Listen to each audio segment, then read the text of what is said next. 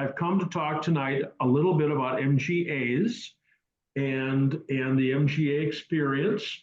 There's a lot to it. MGAs are the first really heavily imported MG. I mean, TDs and TFs came in, absolutely. There were dealers and so forth. But once they got started cranking with those MGAs, it was really spectacular. The British were broke. They had a campaign, export or die. So for every 19 MGs that came to the United States, one stayed in England. And they didn't all come to the United States. Some went to Australia, New Zealand, Hong Kong, Singapore, all the different, South Africa, Japan.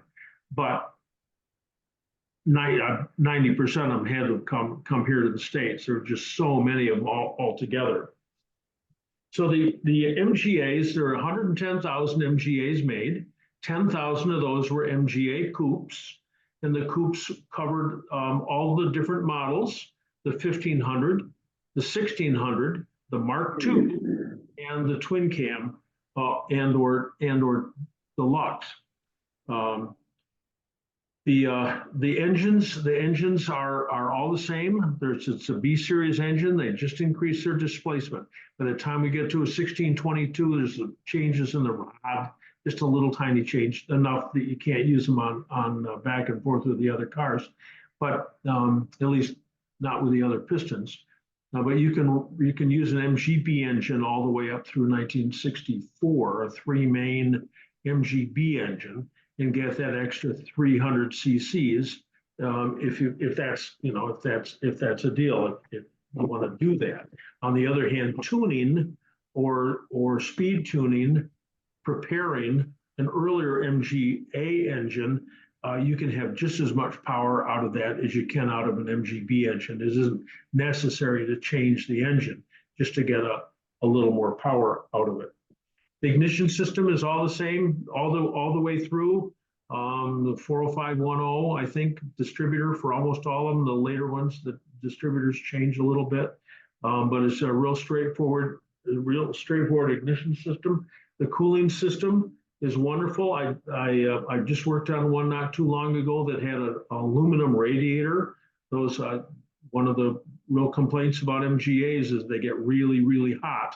And if you go to the MGA meet, you walk down the line where there's 20 or 30 MGAs and look at the front of each one of them. Some of them you can look through the grill and see the radiator, and others, boy, those slats are just up like that. And you wonder how any air gets through there at all. And I tell people who've got overheating problems with their MGA, I say, go out and drive it. Just go out and drive it for 20 minutes and see what the temp is and so forth. And then take the grill out of your car. That's a task. Take the grill out of the car, go out and drive it. Is it dramatically different? If it is, then duh, you've got a problem with those teeth. Clark & Clark Specialties in Holland, Michigan makes a stainless steel insert that takes the place of the teeth. Sometimes you see that on T-types also. They're reminiscent of the 1930s where they had that mesh grill. It either looks good to you or not, certainly not original. I have it on my car, and it cools extremely well. So fuel system straightforward. You've got about a 10-gallon tank back there, a pump in the back that doesn't change at all the way through. The pump does when you get to the twin cam. Doesn't have to, but it does.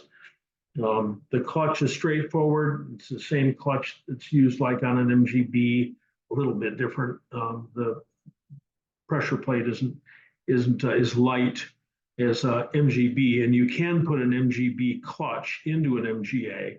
It's a dramatic improvement.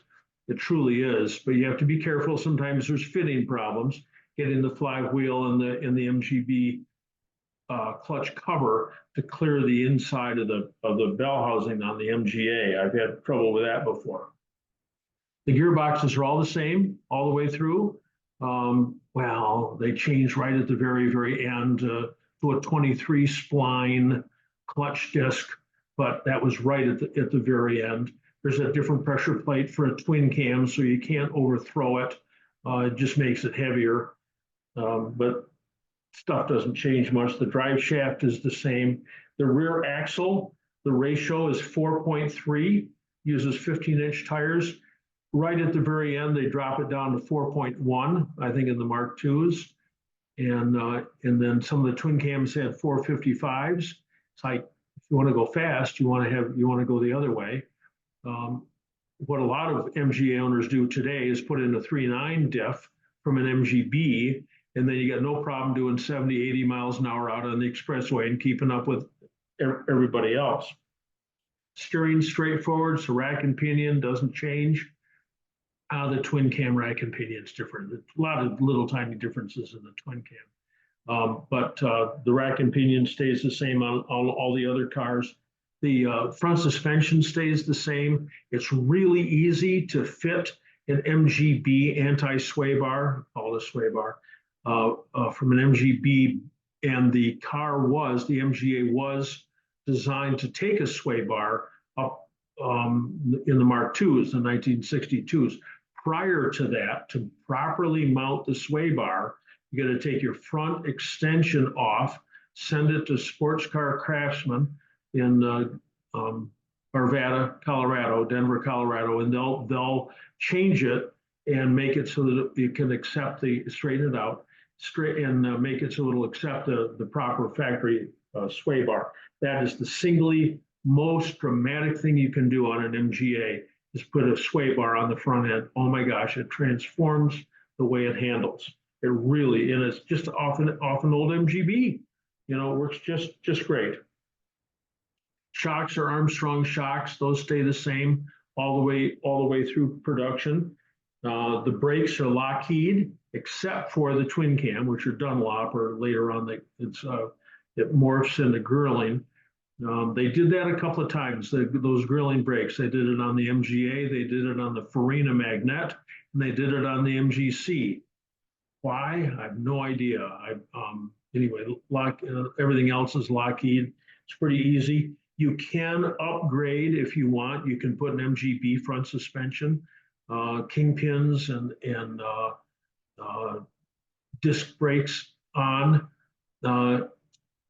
If you got disc wheels, you've got to drill out the holes just a little bit in your wheels, because the MGB takes 1/2-inch studs on the disc wheels, where the MGA takes 7/16.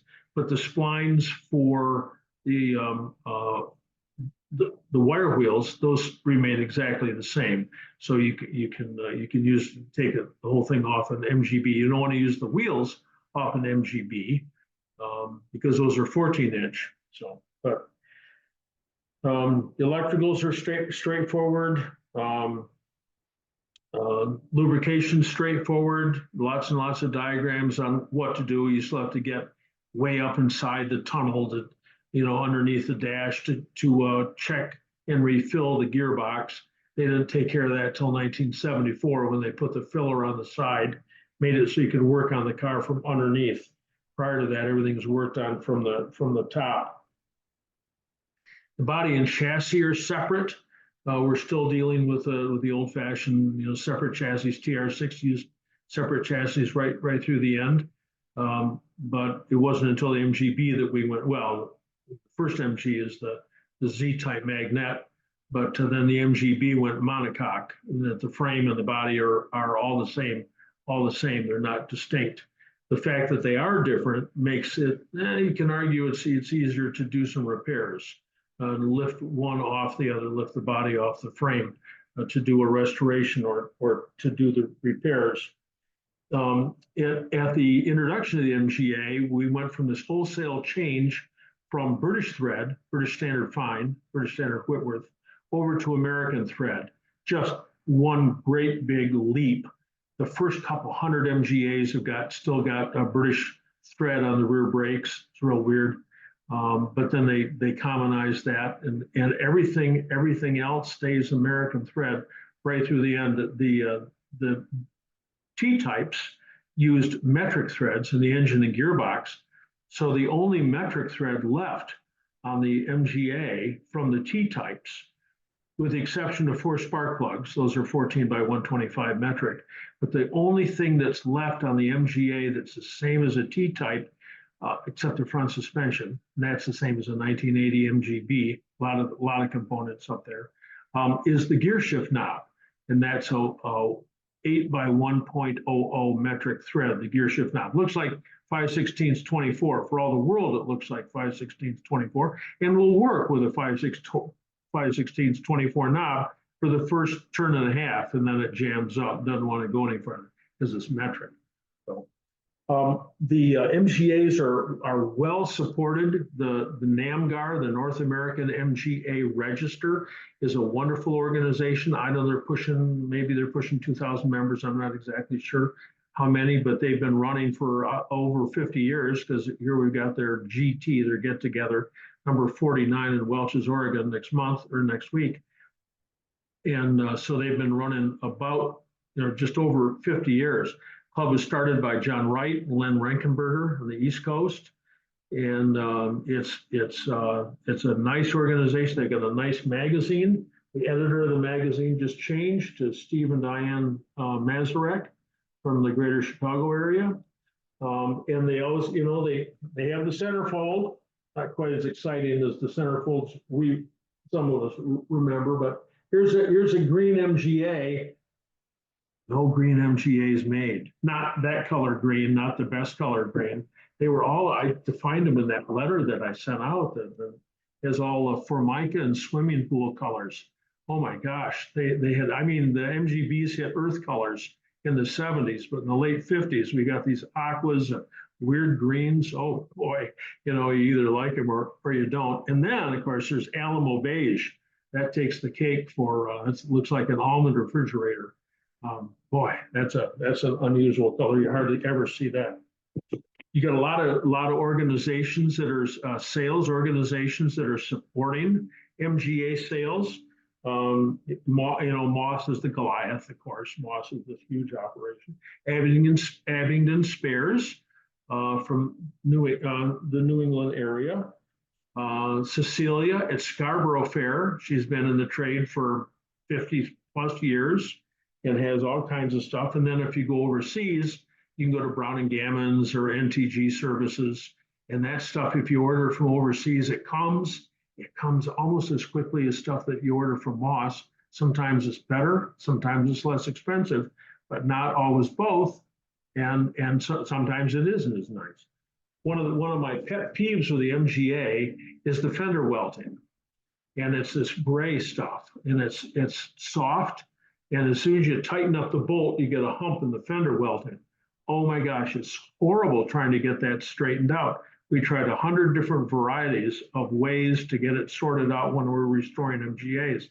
And the way that I came up with is to get some T-welting for a Volkswagen. And it's in black. And so black fits any color. You get a real nice red MGA, and you got this gray stuff running down the fenders. It's original. That's the way it was. That's the way it came out of the factory. But boy, it can look a lot different, and you don't get those series of humps in the fenders where the bolts go through the fenders and squeeze it. And somebody maybe tonight will mention how they got around that and how they made it work for a while till it gets hot, till a couple of years go by, and then it gets scalloped again. So anyway, I think that's probably about all that I got to say about MGAs, just on the overview. But I'm eager to answer whatever questions you might have about MGAs specifically, because I can probably answer some of the questions, and we've certainly got a lot of people here to weigh in and give their opinions about this stuff too. So, MGA questions. Hey, John. Yeah, Fred. That's not a question, but a comment. I just ran into an issue with an old brake line, a flex brake line. And so I wrote a little article. It's going to be in the next British Marque Car Club News. But essentially, my first MGA, which is later than a lot of you folks, mine came in like 1981, was my first MGA. It's a 57. And I bought it kind of all in pieces, put it together, got it on the road. I was driving down the highway, came off on an intersection, rear brake line, the flex line let go. and had a little fender bender with a car in front of me. So the car, as I say, was a 57. This is 1981. Is an original brake line. And so my comment is, if you have brake lines that are over about 20 years old, you really need to inspect them to see what condition they are, see if they're cracking around the fittings and are leaking or bulging, all that sort of thing. But the other thing is, recently I was working on my MGB and I had sticky rear brakes. It turned out, again, to be that older flex line, and it was all clogged up and wouldn't release the brake fluid back to the master cylinder. So I cut it open. I took a picture that's going to be in the article. But this is a common issue with old brake lines, even some newer brake lines, that where either they burst or they flex and they expand and they don't apply as much pressure, or they clog up and don't release pressure. So these are just issues with old brake lines, MGA, MGB, midget, clutch, slave cylinder lines. Again, they could flex and expand and not disengage the clutch, or they could be weeping, which I saw on one of my MGBs recently. So just brake lines, the flex lines, pay attention to them. Don't let them go too long without servicing them. Yeah, my rule of thumb is 10 years, just like tires. Although I think those tire guys have dropped it again to 8 now, right? They can't sell enough tires, so now we're going to buy them every 8 years. Screw that. But every 10 years, it's just, oh my gosh. Yeah, with single circuit brakes, you lose a line, you got 0 brakes. It's so, and the handbrake isn't. You could yank on that all day and you just can't, you can barely slow down. So, thanks, Fred. That's very kind. Thank you. Another thing, go ahead. Go ahead, Fred. I want to see if you'll repeat that, what he said about the waving. Oh, about the fender welting? Well, one of the things I'd say about fender welting is that if you over tighten your fender bolts, you're going to get this bulge in the welting. So one of the techniques is to make sure that as you're tightening the fender, the fender bolt, that you keep pressing on the top and don't over tighten your fender bolts. Is there a torque on those? No torque.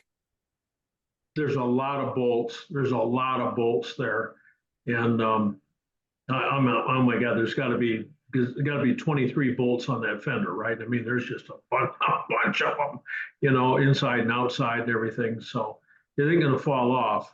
But yeah, I like to get stuff tight, and it's counterintuitive to put a fender on that whole long line.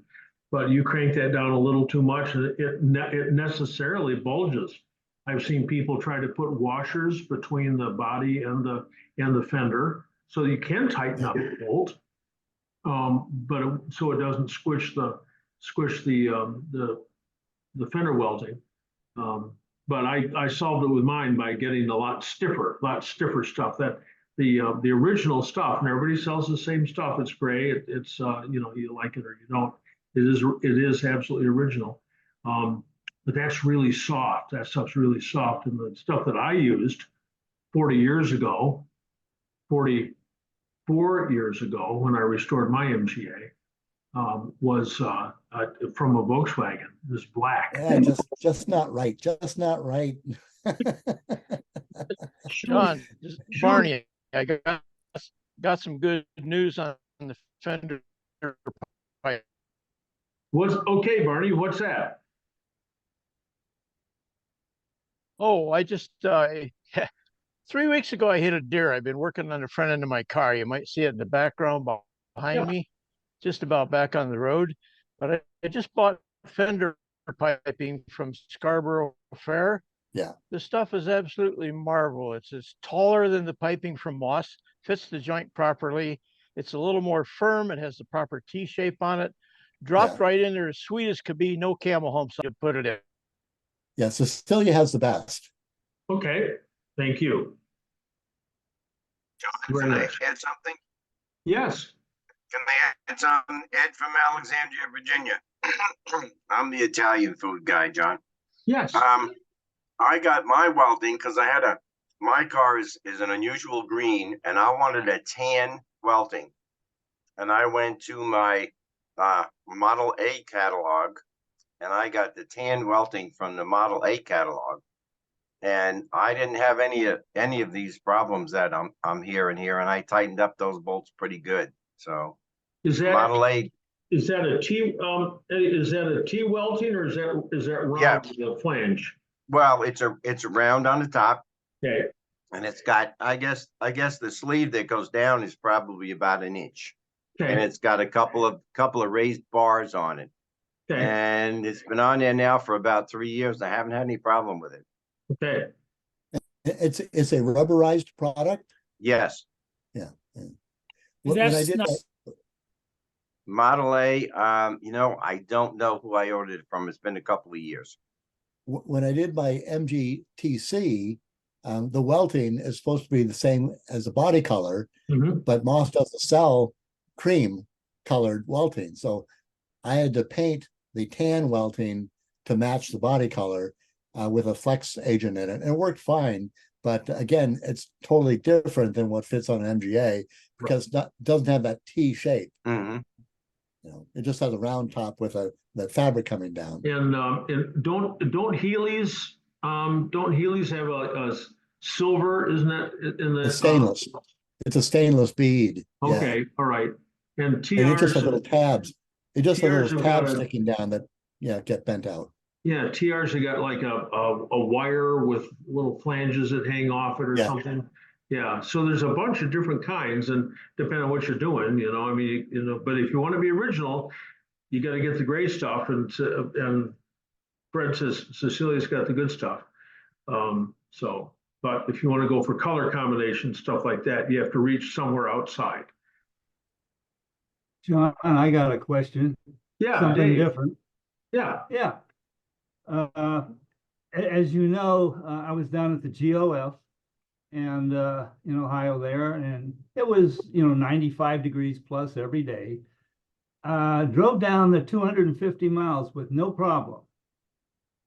But coming back, the car wanted to, at idle, wanted to go from 1100 down to 0. And I thought I'd pick your brain as to what you might think is going on there.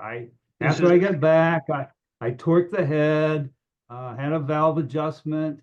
So it's running sweeter, it's got more torque, but I still don't think I really solved the problem. does it cycle? Does it go up and down? Does it run real slow no. and then go faster?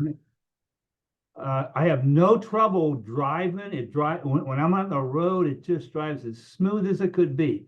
But pull into town, get onto a red light or something. Now this was just on the way back, but it wouldn't do it on the way down, but it did it on the way back. And it just wanted to drop right off. I either had to pull the choke or stand on the brake and keep the throttle going. Don't know why it would change, but I mean, obviously the solution is to increase the idle, but then sometimes when you go out, is it idling at 1500 and then other times at less. So things that can impact that is the chokes stick real easily on an MGA, that cam on the side, that can stick. Right. All that loves oil, just flush it with oil. And the throttle cable can be too short. I mean, you've got to have some free play, in the end of the throttle cable, and it's not uncommon to have it bound up just a little bit, and that holds the idle high. And then later on, for whatever reason, it got looser, and then that's why it went down to so low. And you just got to crank the screws back up again. And then, of course, there are vacuum leaks, and any vacuum leak, a pinhole leak, that's why I asked if it was cycling, because a pinhole leak sometimes will go up and then it'll go down and just about kill, then take off and go back up again. So you're sitting there and the thing's going between 400 and 1200 RPM. Yeah, I don't see it doing that. I got Patronics in it and it seems to, when it's running good, it's just perfect, but Now, idle's a dreadful place. I mean, it's just, everything has to be just right for it to idle okay. I mean, going down the road at 60 miles an hour, that's pretty easy.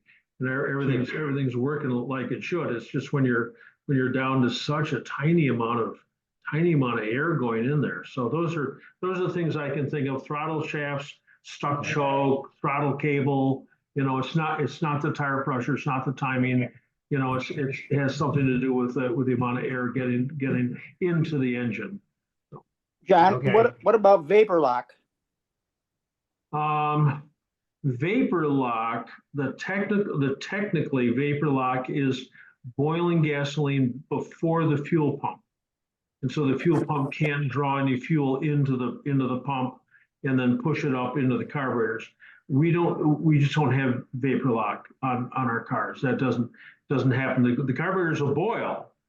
And if you want to call that vapor lock, then they. Okay, yeah, but because that's what you told Leanne when she was driving the C and it was stalling out on her at the lights.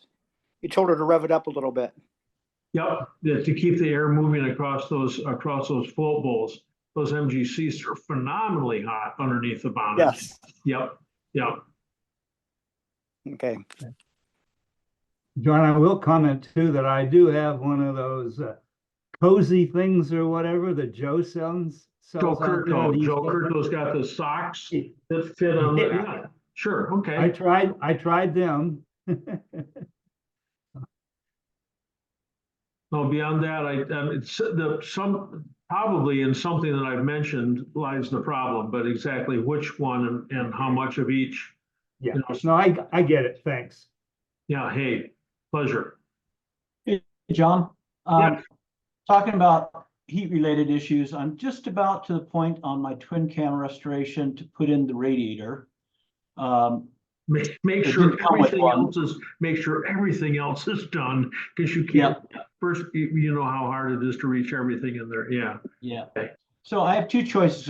It didn't come with a radiator, so I had to source them. It's taken me years. I have a stock spec aluminum radiator, or I have a factory radiator that's had the core changed to double row, or doubling the rows. I'm in Southern Arizona. It was only 114 today. Which do you think is going to be my best shot to not having I'm going to have an overheating problem, but when I do drive it in the winter, what do you think is going to be a better choice? The aluminum radiator.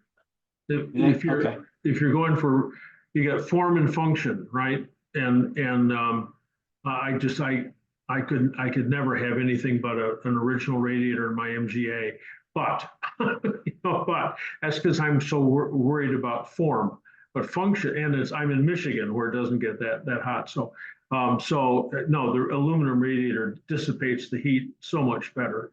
And remember that all that's over and over and over. That's the common complaint you hear from MGA owners. Oh, my MGA is overheats. And so I'll always say, well, what does that mean? Well, I know the temperature gets all the way up to 240 on the safety gauge. And the guys that I ran into in Arizona going to the GT in 2017, they said that some of theirs, the safety gauge, the temperature had gone all the way up to 80 pounds of oil pressure. I mean, it was just phenomenally high, but the car still ran. That's the bottom line. It doesn't matter what the temperature is. Overheating is when you cannot drive the car anymore because it's boiling or it's spitting out all the coolant. So if it's not doing that, it's just fine. As long as there's coolant in the engine, it cannot get too hot. So even though the temp gauge may read 220 and you're starting to bite your fingernails and everything, in the past I've told people with some humor, what you need is a piece of masking tape, just put it over the gauge so you can't see it, so you don't obsess about it. Because as long as you can drive the car, it doesn't make any difference. There was just an article in this most recent MGA magazine from their new tech editor, and I think he was testing radiator caps, and the ones that you buy at O'Reilly's or in any place. You know, it's rated at 4 pounds, it's rated at 7 pounds, it's rated at 14 pounds, and none of them blow off where they're supposed to. All the stuff's coming in with not much care and concern. Thermostats also open at the wrong times. So the best thing you can do is, it's hard to check a radiator cap at home, but you can check a thermostat before you put it in your car by waiting until, you know, nobody else is in the kitchen and then putting it in the pan with some water and a candy thermometer or something, just warming it up and seeing when it opens. So if you bought a 180 thermostat, it should open at 180. If you bought a 195, it should open around 195. You know, and I just put a blanking sleeve in as hot as it is here. yes, I understand that. John, when I've got a aluminum radiator in my B, 116 degrees last time we were in Arizona, and it never left the end. Of course, I have a 12-inch puller fan, but that aluminum radiator makes all the difference in the world. It's such a wonderful improvement. Yes, it is. More MGA comments. I can go back to maybe a previous discussion on,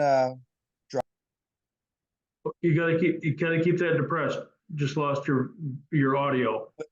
I know, I'm transmitting, receiving. It's an airplane thing. Sorry, I let up when I'm not transmitting. Hey, we're getting ready to bug out of here at dark 30 tomorrow morning for Oh, my. Welch's. Carol will be driving her roadster. I'm driving my coupe. One thing we didn't touch on, I meant to when we had our long distance driving discussion a couple weeks ago. What do you think about oil changes? What are too many miles to put on our cars between oil changes? I don't think high speed. I don't think that's what hurts the oil. I think it's that starting and stopping in all the moisture they get into it. This is just gut. I've no science backing up my opinion. It's just gut. But I think once you're out on the expressway and you're driving it, you know, 70 miles an hour, you can drive for a long time on that oil. So I don't know. We're looking at what 5,000 miles round trip. Normally I change every 3,000. Would you be concerned about 5,000 miles on this trip going? I would not. Okay. Could I can I What's add your thoughts here? about the zinc additives? I'll talk about the zinc in a little bit, but Bob and Gloria want to come in here with some. Okay, Before the zinc thing, I go on vacation, I change my oil, I'd stop somewhere. Get a pan, find a place where I can take the oil, and I change it at about 4,000, and it still looks clean to me. Well, now on a trip I run synthetic oil, and on an 8,000 mile trip I don't have to change it, but I do as soon as I get home. But the amount of oil I use does not change over that 8,000 miles. It stays the same. But I think you're right on it, as far as if you're doing long distance driving, you can make it longer with your oil than if you're doing stop and go and start and stop. So, and then of course, we've always got the comment about the zinc, and you want to buy oil with zinc in it rather than playing home chemist and adding zinc to your oil. So my go-to, it's $10 a quart at Napa. I can't believe it. But it's a Valvoline VR1, Victor Romeo 1, 2050. That's what I use in it. But you buy the oil with the zinc in it, because the zinc is designed to protect the flat tappets in the camshaft. I've talked to people who say it doesn't make a whit of difference. I've talked to people who are just, so geeked about it that they buy additional stuff and test their oil, all this kind of stuff. But I think just high zinc oil, and Castrol makes it now. Rotella makes it. There's a bunch of places out there. AMSOIL might have it. So Valvoline isn't the only one. But I've done quite a bit of reading on it, and one that the experts supposedly say has the right amount. You can have too much of anything. So you can have too much zinc and as well as not enough. We've been using for quite a few years now, Lucas Hot Rod and Classic 20W50. Who knows, until you pull the engine apart and look at the camshaft, but that's what we've been using religiously. And we've been satisfied. The cost has been cost effective compared to a lot of the oils. And we just get it on Amazon and different places, Summit, whoever, and we shop around for it. But that's what we use. Yeah. Well, Walmart has a VR1 5 quarts for $26 right now. Yeah, I'm paying, Online. paying twice that at Napa. Oh my gosh. Thank you. You can also use Brad pen or pen grade or whatever they call it now. Yep. We used It's green. at the shop. We used Brad pen. We bought it from a wholesaler, our engine rebuilder. He liked that oil. It's like, hey, he builds engines all day. He likes that oil. We like that oil too. It's harder to buy Brad pen off the shelf in some places, but you can find anything on Amazon. You can even find Christmas stamps. So just be careful. I mean, this is the standard line. If it sounds too good to be true, it probably is. So I was in the post office just after the first of the year, and some old lady who used the post office clerk, as her social outlet for the day was up there, and then Marge's dog barked, and then anyway, she was going on and she said, oh, well, my friend got all of her stamps on eBay, put them on 50 Christmas cards, and they all came back because they were all counterfeit stamps. So I mean, I never heard of anybody selling fake oil on Amazon, but anyway. We get, I use Castrol 550. It's got zinc. It Okay. doesn't even say it on the can anymore, but I called Castrol oil and they said, oh yeah. And anyway, the reason I'm bringing it up, I get it from Napa, and about every 3 months, 4 months, it goes on sale from 10 something down to about $7. So I buy a case of it every time. And I check all the time to see when it goes on sale, because they had $10 a quart. That's just, it's irritating. But you gotta Okay, do. John, Yes, Tom Gunderson, how are you? very fine, thanks. I got a question about gauges. Sure. I've got my car was in that fire, and I've rebuilt. When I say I rebuilt them, the needles on the tack and on the speedo melted. I ended up getting some other gauges, and I was able to swap the needles, put the needle back on. But ever since I've done that, they don't seem to want to run.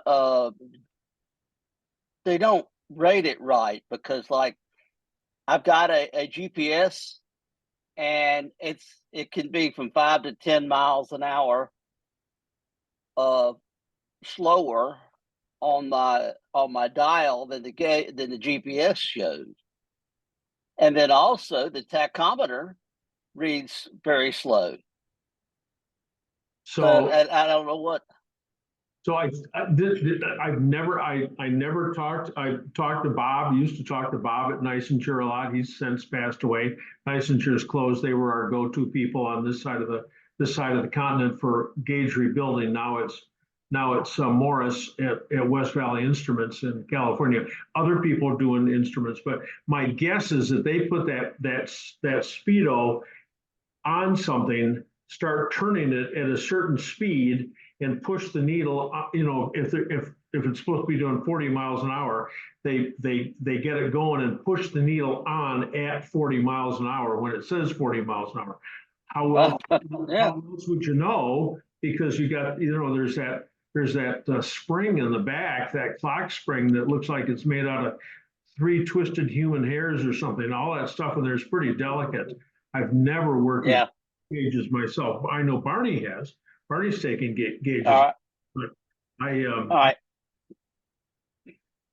Well, the other gauge too is my gas gauge, and the gas gauge was I took it apart to clean it, and I turned one of the wrong bolts, and of course it went out of whack. So I sent it to West Valley. I sent the gauge and the sender. They sent it back, and I've since installed it. And that thing just wants to flicker back and forth. The gauge will just, sometimes it goes real fast, sometimes it won't even move. So it's a, it's just a voltmeter in the dash, right? So, and you got a resistance on the other end that sometimes is grounded and sometimes is not. So there's an axle, you got the float. Yeah, I'm trying to show all the stuff. There's a float and an axle, but around that axle on the inside of the sending unit is a wire, is a grounding wire, and that breaks. And so when you're just sitting there, the gauge will just flick back and forth as it makes and breaks contact. So I've taken those gauges apart, those MGA sending units. I've taken them apart and reformed the ground wire on them so that the gauge doesn't flicker as much. But well, isn't it a certain resistance, like 70 ohms or something like that? Yeah, that probably sweeps between 30 and 120 around there. I mean, okay, around there. I don't know what the sweep is exactly. And there are the bolts up on the gauge to shift the whole thing around, and make it read more accurately. But I usually tell people not the flicking. I just addressed that with that ground wire, but the actual accuracy of the gauge. You go to the gas station sometime when it's like really, really quiet and start, you look at the gauge and see where it is and put it in a gallon and jot it down and put it in a gallon and jot it down and put it in a gallon and jot it down. So that 3/4 is really, half or whatever. Okay. Yeah. Okay. Thank you. Hey, John? John, I'm going to What- duck out of here. I got a little bit of last minute packing to do. Oh, yeah. and Hey, early wow. night. So we'll see you out there. Okay, Terry, pleasure. Good luck to you and Carol for making all the way and not getting rear-ended like almost happened in Calgary. I remember that. Not as much as Carol remembers it. So. Right. Hey, we'll talk to you later. Right. Thanks. Good night. Tony, what's up? John, Yeah. what would cause the fuel gauge to work and then not work and then work and not work? I don't have any flickering. It just goes to empty, and you turn the key off, start it up again, it'll go to where it's supposed to be, and then just cuts off. Would that be a ground? Bad ground. Whenever that's my standard line, that's my standard line is whenever something weird happens, it's a faulty ground. So if without the ground, they read full. How does that work, Barney? When you're missing the ground on the dash, they read full, or when they're not connected to the fuel. Yeah. If you lose the ground connection, it pegs really hard against the F peg, not just full, but past the full to the peg. Whacks it hard. If you reconnect the ground, then the gauge reading comes. Okay, because this will go to empty, even though there's fuel in the tank. And again, if I play around with the ignition key, it'll come back on, say 3/4 or whatever, and then it'll just go to. If you can short the sender terminal to ground, that should drive the gauge to empty. Okay. If you disconnect the sender terminal, it'll go hit the hard against the F. Okay, I'll give that a try. Thank you. You can also, you can also try your turn signals or turn your wipers on at the same time, because maybe it's the top fuse in your fuse box is making the breaking contact, just because it's dirty. I know your car isn't dirty. I don't mean that. I mean, it's corroded on the backside where you can't see it. And you're making, that means your brake lights aren't working either because it's on the same circuit. So. Yep, I know I've had that happen coming home one time. I did 2 o'clock in the morning, I was out there cleaning the fuse box and got them to work. But that was like 15 years ago. Okay, I'll give that a try too. Thank you. All right, I okay, got another note on the fuel gauge ground. yeah, Yes. Fuel sender, the sender unit is grounded to the tank. The tank is grounded to the fuel pump with a steel fuel line, and the fuel pump has a ground wire to the frame. If you change the fuel pump and you connect it with rubber hoses instead of a steel pipe, you lose the ground connection to the gas tank. Then you need to Okay. put a little ground wire from one of the screws on the sender unit to the frame nearby. Okay. Thanks, guys. I appreciate it. yeah. and then- Okay, Barney, I think Barney told me my problem because I've got rubber hoses. I think that's my problem. Could be, all right. So, and don't, Fuel tank is mounted in steel straps with rubber packing glands in them. And the fuel Yeah. filler neck has got a rubber hose in it. And so if you disconnect the steel fuel line, you got no electrical ground connection on the gas tank. So Well, if you're what if- putting in an aftermarket pump with rubber hoses on it, then you need to put a little ground wire on the end of it. What if I connected a ground wire from the sender to the frame? Would that yes, do the same thing? yes. Yeah, that's what I'm talking about. You have to ground the gas tank if you have a rubber hose on the fuel. Okay, okay. When you're taking a look at the right rear wheel, you take the right rear wheel off, there's a little thing that tall that holds the wiring loom, and it's off here at about 11 o'clock. When you're taking a look at the rear axle, holds the wiring loom, and you can use a short piece of wire, and don't go from one of the screws that holds the unit to the tank, because that'll end up leaking on you. Use one of the 4 screws. There's a little plate on the back of the unit that's got 4 screws. Go underneath one of those screws with a ring terminal and a black wire over to a ring terminal to that screw that holds the wiring loom on that little tab. I got it. Okay. Thank you.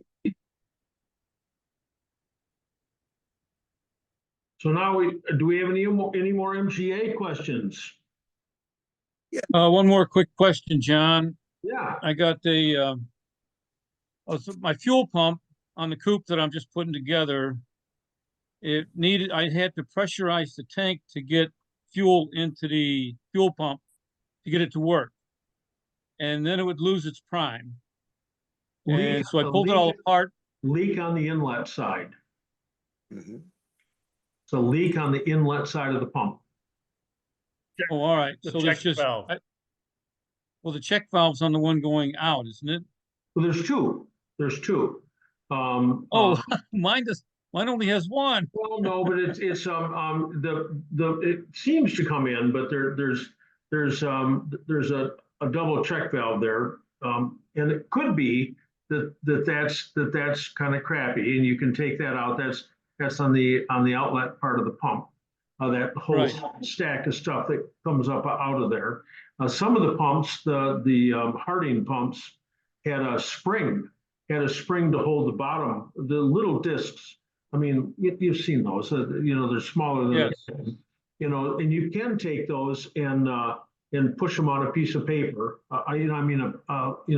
400 grit or something or other. Just clean them up. Just take the edges off it or something. But almost always it's a leak on the inlet side. You go, why doesn't it leak gas? Because it doesn't, because it leaks air instead. So on that. Oh, all right.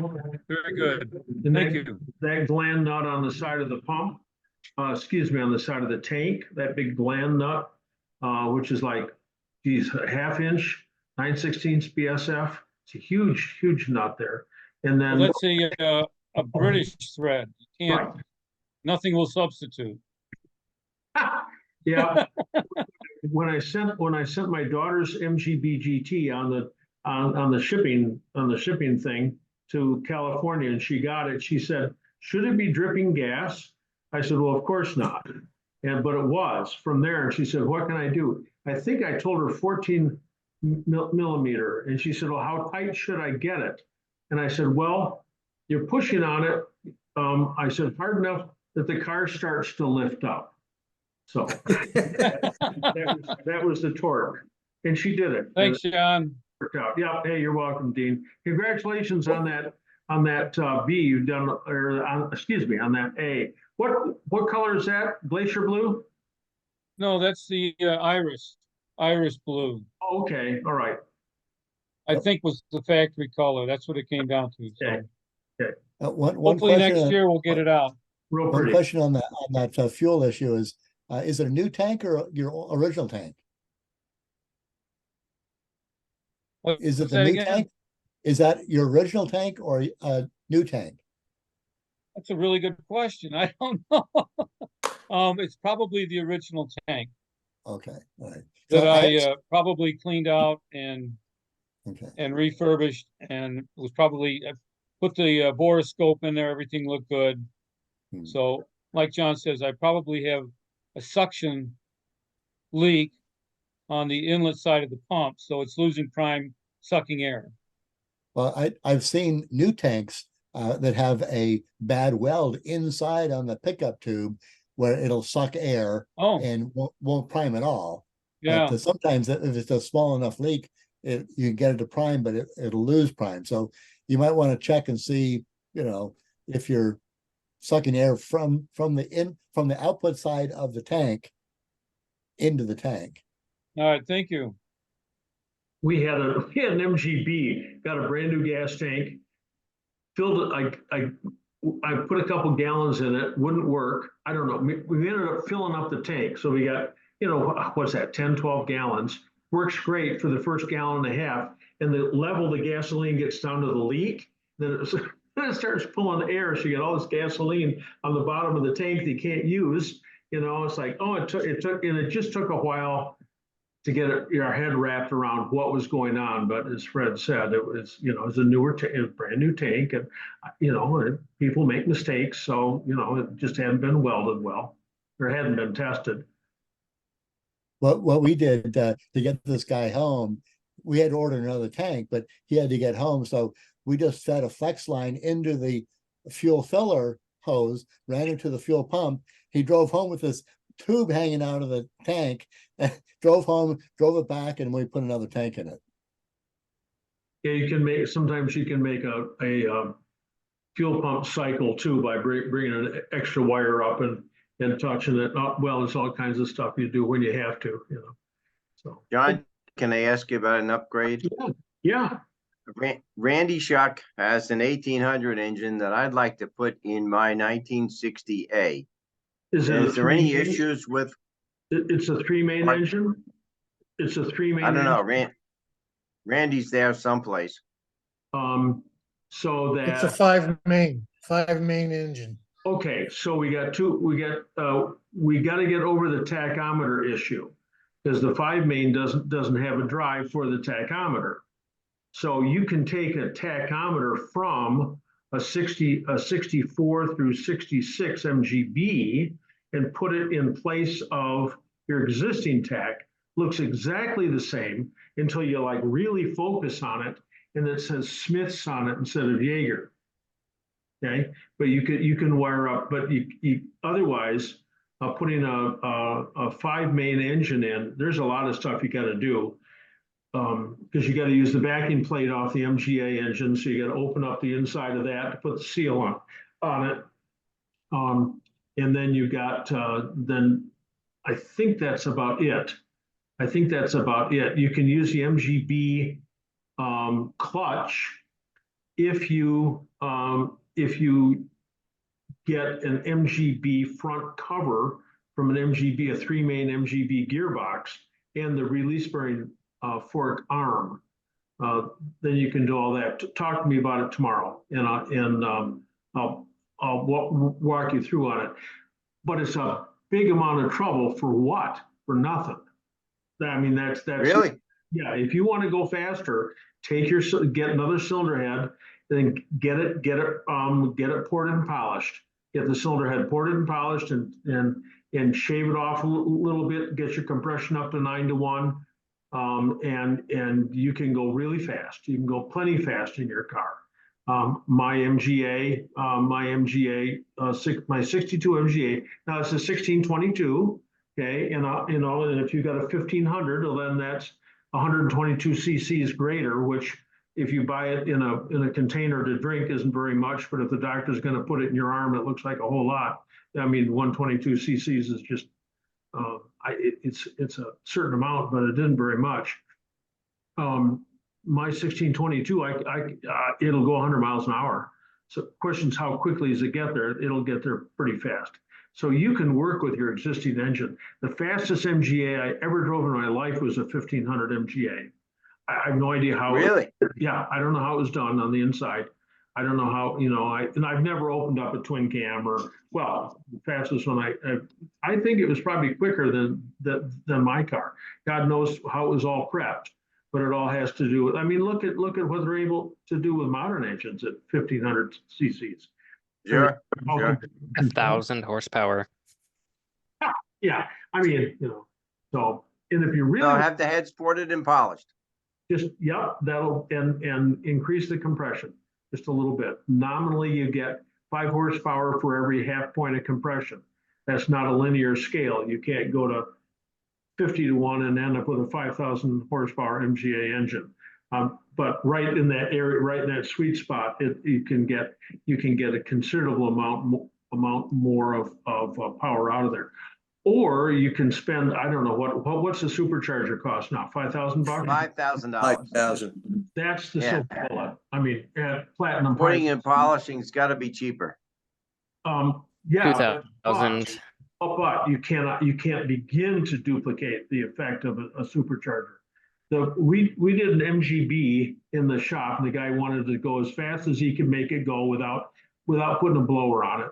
So we got him up to just doing our kind of stuff in our shop, up to 75 horsepower at the rear wheels. A normal MGB is about 60, and it was real quick, it was real fast and real everything. But you put a blower on, you get 90, just like that. I mean, just like that. So the blower there's no substitute for a blower. John, how much are you taking off on the cylinder head on a 1500? I can't tell you. I've got all my files are of the shop, all my tech files. But you take the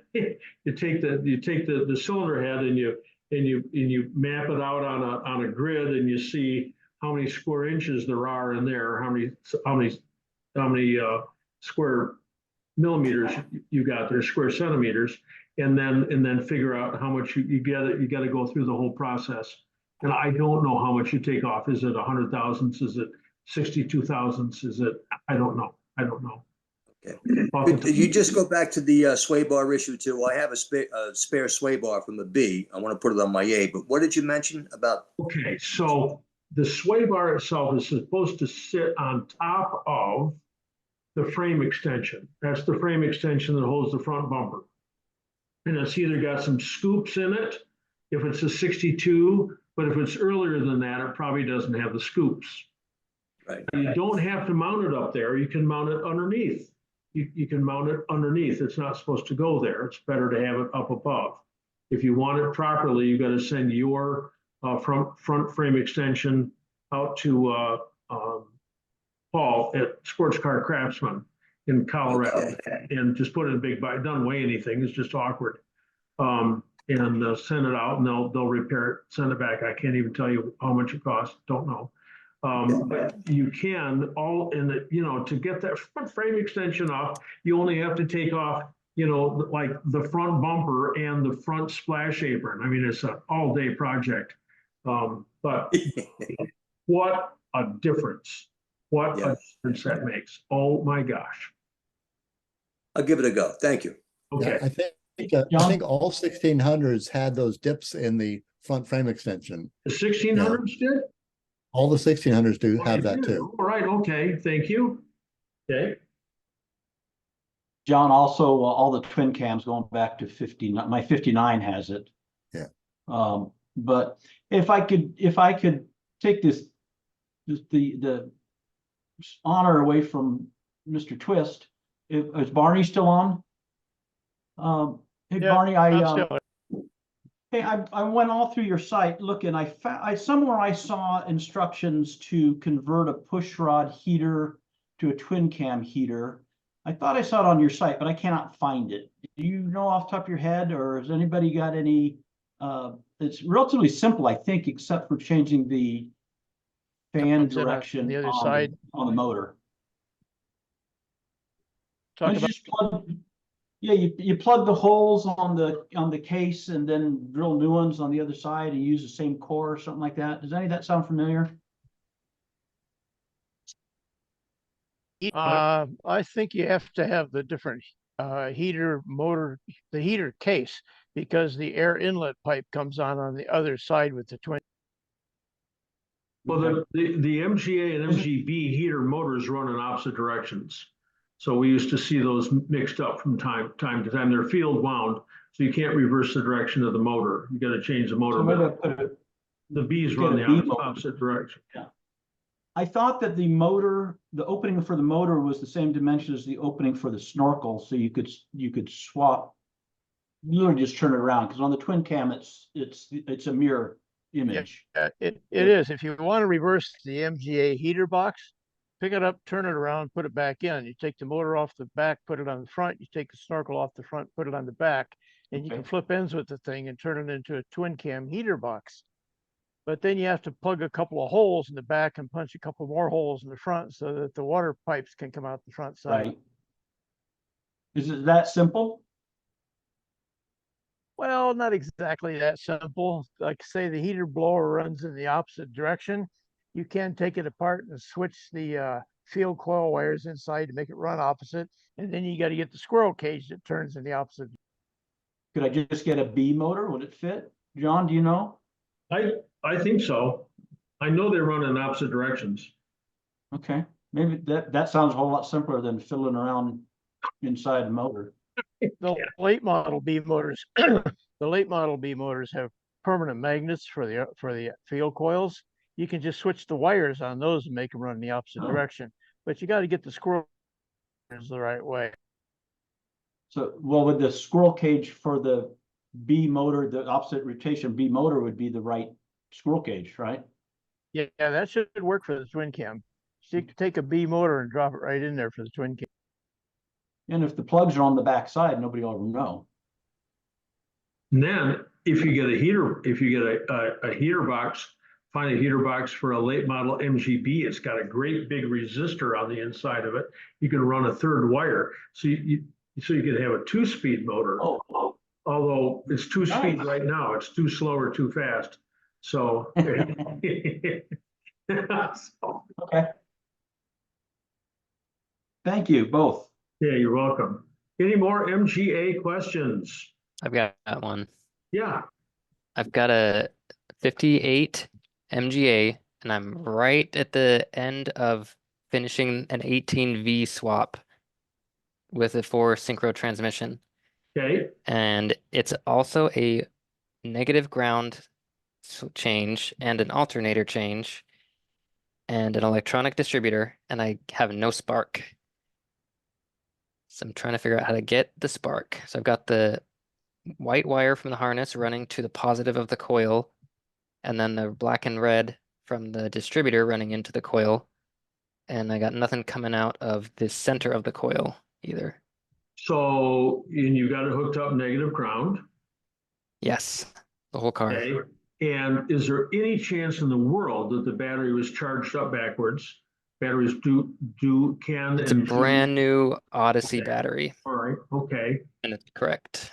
So that leaves the electronic ignition, which is faulty. I mean, if you know, I mean, that's about it. I mean, it just, you can't have, if you got power at the coil and Yep, 12 volts from the body, from the wire harness. yeah, then you just got a power and a ground, and it's is it a Protronics or what? Doesn't make any difference. I think so, yeah. Okay, all right. It wasn't, it's a full distributor, not an upgrade. Mm-hmm. Mm-hmm. So John, could it be a bad coil? Could be a bad coil, but those distributors brand new. Let me tell you. Okay. Let me tell you. I'll have to test that. Yeah. you can if it's shorted, which is usually what happens, it fails to open. You can take the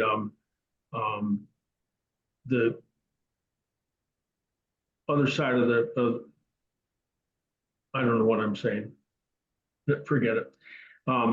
Anyway, it'd be very unusual to have a bad coil. Very unusual, especially if it's. So how do I? You should be able to put a test light on the negative side to a ground and rotate the distributor. And if you get that light to come on and turn it off, then it's triggering correctly. So I need 12 volts from the negative side of the distributor. So with ignition on, test light from the negative side of the distributor to ground. And when it's not triggering, the light should be on. And when it triggers, it should turn off. And if nothing happens, then I've got a bad distributor. Yeah. Correct. Okay. And I'll just make a case that you should get a point style distributor. Electronic ignitions are nice until the moment they fail, and then you're up that creek without a paddle. You're just stuck. You're dead in the water. But the other thing is that the advance curve on that distributor very well is not correct. It very well is not correct. It's not the same as your 40510 original distributor. And the engine will run best with the proper distributor. It has a lot to do with the way the engine performs all throughout its range of speed.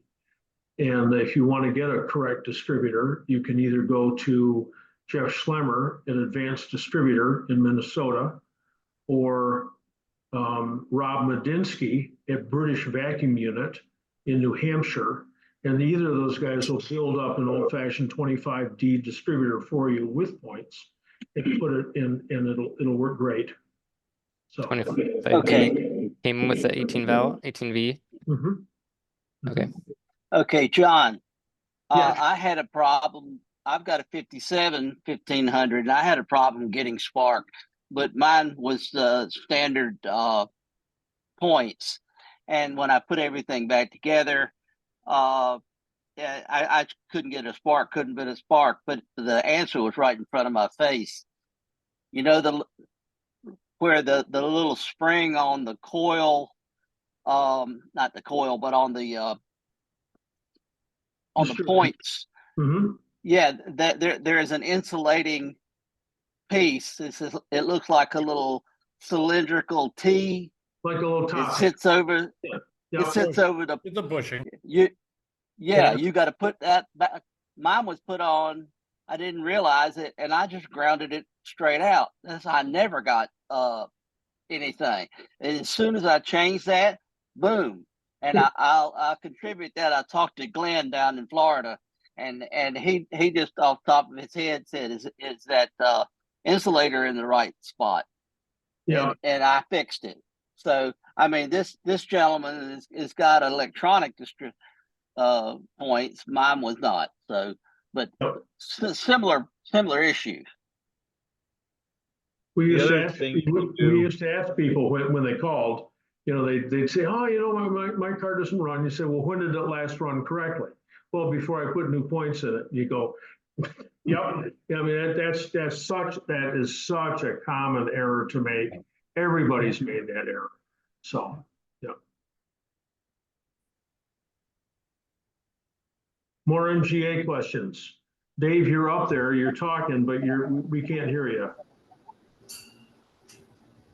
I have one. Okay, Bill. Can you explain to me, I know this has been a long time ago that you talked about rewiring the back of your dash, and you talked about putting fuses in the red wires that are in the back of the dash. Okay. Can you talk about that? Yep. T-types, MGAs, even MGBs, on the back of the lighting switch, under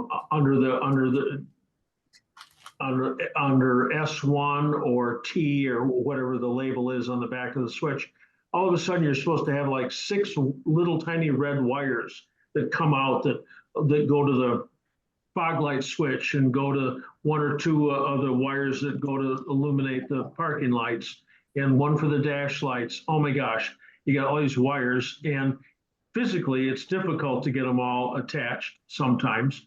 Secondly, there's no fusing on there. So go to Napa, should be a salesman for Napa, get an inline fuse with the pigtails on it, put an extension on that fuse so that you can change the fuse up underneath the dash without having to crawl up underneath there, should you ever have to. And then take one leg of the fuse off the switch, and the other leg of the switch, you take all the red wires and the leg off the fuse, not off the switch, the leg off the fuse, and put them all together in a butt connector. Or if you're really cool, put a bullet connector on the end of all of them, and put a 6-way Lucas connector on there. And in that way, the electricity comes out of the switch through the fuse and then is distributed out to all the red wires. You do that so that mechanically you can hook up the wires more easily. And secondly, so that you fuse that circuit. Oh boy, so many years ago, I put a whole new wiring loom in an MGA, turned on the lights, wasn't paying any attention, burned up the rear part of the loom because I'd had the wire folded underneath the license lamp. It's a real slow, it's like putting your stove on warm, it slowly cooked that wire. Oh, I was so mad. I had to buy another loom and put it in. Ever since then, I fused that circuit. Absolutely. Would that fuse be like the 35 amp slow blow that's in the? Just 10. 10's fine. 10 amp is just fine. Yeah. And Thank you. You can get, you can do a conflict in technologies and get the push in. You can get the push in spade one, but it's like that doesn't look like it's MG, isn't. So I like the inline fuses better, but whichever. Do we have any more MGA questions? Hey, John. Yes, Phil. Yeah, I spoke with you a couple of weeks ago about my Speedo pinion leaking. And it's been an ongoing problem. I finally solved it. I want to ask you and Barney if they've ever seen this before. I took the pinion out, cleaned everything, and I was going to use some red dye and check for any cracks. And I couldn't get the last speck of grease off. Well, it turned out it was not a speck of grease. It was a hole in the casting of the gearbox. I was actually I posted it on the experience. I was able to put a wire, 14 gauge wire through there and loop it around. You've obviously seen it before then. It drove me crazy for the past year. 4 times I've changed the washer out and could never find out what it was. Finally, I did. Have you ever seen that? Has Barney ever seen it in all this time? Once we did a complete MGA restoration for a guy whose daughter lived in Idaho, and she'd become an MD, and the dad and the mom fixed up an MGA for her. Is that, this is 20 years ago. This is really expensive. This is really expensive. Right. The car all done, drove it back in the shop, and there's just oil friggin' everywhere. So it's like, oh, okay. So we figures the gearbox oil. We got that sorted out. Take the whole engine and gearbox out of a restored car. Now it doesn't look quite so nice as it did. Put all new gaskets on that gearbox. Put it all back in. Go out and drive it. Oil all over everywhere. I don't know how many times we had it out, 2 or 3 times. And finally, I took that tail extension, and I'm going over it, and I think I still have it. Because it was real expensive to find, getting that engine and gearbox out of there. I just never even hazarded upon that as a possibility. So let us all remember that it is possible to have, and apparently it wasn't there forever. Probably, it broke through. I mean, it's all just sand casting, and they're making thousands of these things. So, somehow the sand fell off one, or wasn't as thick where it was supposed to be or something or other, you know, when the original casting process. Anyway, that's real fascinating. Just think, you could have solved the whole thing with some aluminum JB weld or something at no charge 2 years ago. If Yeah. you've seen it, yep. Well, the odd part was I bought the car from the estate of the original owner. So I have all these records going all the way back. And I saw on 3 different occasions, the original owner had taken it back to Kansas City Jaguar MG and for the same exact problem. And every time they supposedly had fixed it. I suspect, I don't know if this is possible, that it actually left the factory with a small pinhole in it. Sure. And it maybe it enlarged over the years. Sure. But anyway, yeah, I got some of that 2-part aluminum weld epoxy, and it's held for the last 2 weeks. So at least that problem is solved. Good, good, good. Well, they tell you when you're in Australia in the outback driving your Holden to have chewing gum, you know, to plug up holes in the gas tank. So whatever works. So yep. Okay. Thank you. Thanks again. Well, we all know that good, new doesn't mean good, right? That's for sure. And the comment that I wanted to make on the gentleman that said he had a new battery, I've replaced 2 in 10 months. They were Duralast and they were from AutoZone. The first one went in 2.5 months, and the last one, which I had on a battery tender all winter, I drove it down to Ohio and 250 miles and come out one night and it was dead. And this is just a group 26 from autos. Okay, all right. Yep. The R26. Yep. I don't know how prevalent that is. I know I had somebody check with somebody who works there, and they said they didn't have any reports, but I can report that two at the place I buy them from, AutoZone, they were bad. Yeah, they always say there's no problem with our batteries. Yeah. If I can add something, I wanted to buy, battery prices are so high, so I looked into refurbished batteries. I got online and I asked several questions, and what's the difference between a refurbished and a new? And the answers came up, the price.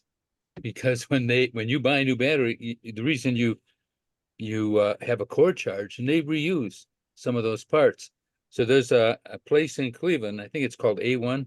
It's on Detroit Avenue, and they sell refurbished batteries, 12-month warranty for $65 out the door. Even if it only lasts a year, you could buy 3 of those batteries for 1 that you buy off the shelf at some store. So I've been using their batteries ever since, and they're pretty honest people. I had one that wouldn't hold a charge, just gave me another one, no questions asked. But yeah, refurbished batteries, I was a little leery of them until I kept reading about between the difference between them and new batteries are the price. So if that's an opinion, I don't know, but will you post that? I will second that, because Honda, if you go to their website, they say they have refurbished batteries. And I'm telling you, they are just like new. Just like new. Every used car lot that I know of buys refurbished batteries to put in the cars they're selling. Will you post the address for that out of Cleveland for the refurbished battery? I can tell you it's A1 battery. I don't have but I'll look up the address. It'll take a couple of minutes. I'll look it up. And I'm gonna start, because it's we've talked about MGAs for a long time, and I hope everybody's got their questions answered, because I want to start hitting the chat section here. So we've got 103 degrees in Sacramento, as an hour and a half ago, and Greg with a 70 midget says it's only 94 in Eastern PA, and Steve Olson says it's 86 in Kansas City, and it's, oh well, who's this? Picton somebody using the other system. It's 30 in Ontario. Oh my gosh. So let's see, divide by 5, that's 6 times 9 is 54 plus 32, that's 86 degrees in Ontario. So, and Marty's got some posting here about our summer party. Thank you very much. SOL to everybody, oil type and how do you fill the shocks? Up or down position to fill, 57 MGA. It's a reservoir, so it doesn't make any difference whether the shock is up or down. So you can buy hydraulic fork oil at the motorcycle store. That's what you really want. You can buy the proper oil probably from the major suppliers, Moss, Abingdon, Spares, etc. You want a dedicated oil can that's labeled shock oil. And the end of your oil can, you have a small piece of flexible rubber hose, 16th hose, something like that. And the end of that, a little piece of copper tubing that you can bend. You take the filler off the shock. It's still got a British Standard brass thread in it. Go figure. That's a 5/16 British Standard cap. So that thing that I said earlier about all the threads in the MGA are American. They left the British threads behind. Isn't completely true. That's still a British thread. Anyway, take that off. Put the end of your oil can in there. Hit the trigger, glug, glug, glug, glug, and fill it until it overfills. You can't pour it from the outside in because the surface tension is so great with that oil, you can't get it into the hole. So that's what I use is a dedicated oil can, and you can use hydraulic fork oil. You can or hydraulic oil that you'd use in any kind of hydraulic application. But the shock oil's got a seal sweller and an anti-foaming agent in it that doesn't let it start to bubble up when you get all the cavitation and stuff going fast. So anyway, we're from Boston, we're from New Zealand. Tony Shoviak, he may have already asked this. Fuel gauge works intermittently, we talked about that. Dave Massey, need to replace the fuel pump on an MGA. I don't see any videos in your library of how to, but anyway, precautions. Gas tank is full. Oh boy. I drain some of it out. Get it at least below the fitting on the side of the tank. So take that big gland nut off the side of the tank up by the sender, having drained enough gas out of the tank so it won't leak out of there. And then you can go ahead and change the pump, and it won't siphon out. If you're underneath the car and you have your hand up in the air, of course, the gasoline says, "Where's your armpit?" And it really hurts. There's only one other place in your body where it hurts worse, but it hurts a lot in the armpit. So just be cautious when you're doing that. And you can rebuild that old pump. I'm a firm believer in rebuilding old pumps. Just clean up the points and follow the instructions. I don't know if I've got it. I think I've got an instruction off about how to rebuild the old ones. Bill asked, where do you put the fuses in behind the dash? And I got that sorted out. Somebody just Dave here. Yes. Yeah. Jacking it up, gives it a little bit of a distance too, or because it's full, or gas tank full. Jack it up on the right hand side. Jack it up on the right hand side, and put 2 jack stands underneath it, and get the whole car just up on the side, and all that gas will run off to the other side. And then you can break that big gland nut at the tank, and it won't siphon out. Okay. Thank you. You're welcome. All right. David Vasily asked, do I have overdrive in my MGA? No, it's running at 5,500 RPM when it's doing 100. So Dave, can you repeat the shop to send a frame extension to convert for the sway bar? So Marty's already got that on there. That Sports Car Craftsman in our Vatic Colorado, which is the greater Denver area.